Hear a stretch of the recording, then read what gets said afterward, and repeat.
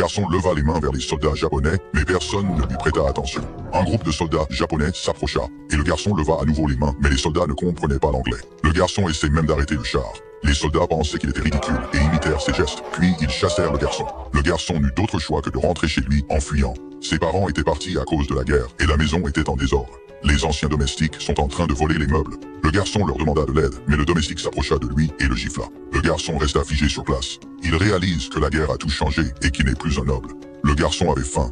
Il devait manger des conserves périmées et il ne pouvait même pas boire l'eau du robinet. Pour survivre, il se porte volontaire pour devenir prisonnier de guerre. Il monte dans un camion japonais et est emmené dans un camp de prisonniers. Là-bas, tout le monde devait travailler. Alors il montait une affaire dans le camp de prisonniers.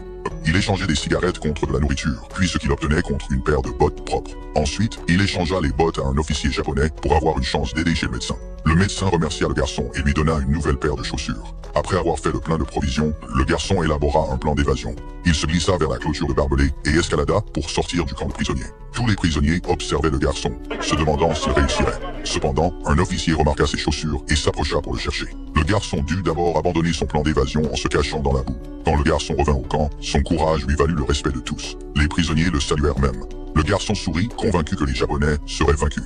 Enfin, des avions de chasse attaquèrent le camp de prisonniers et foncèrent directement sur eux. Japonais, allez, allez, allez. Il monta avec enthousiasme au deuxième étage pour regarder, et le pilote salua même le garçon. Le garçon bondit et l'encourage. Hey, $1.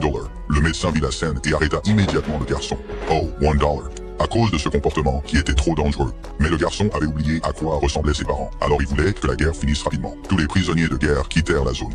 Après un long voyage, le garçon arriva au refuge de la Croix-Rouge. Il était rempli d'enfants qui avaient été séparés de leur famille. À ce moment-là, une femme l'appela. Le garçon lui prit la main et lui retira son chapeau. Il reconnut finalement la femme comme sa mère.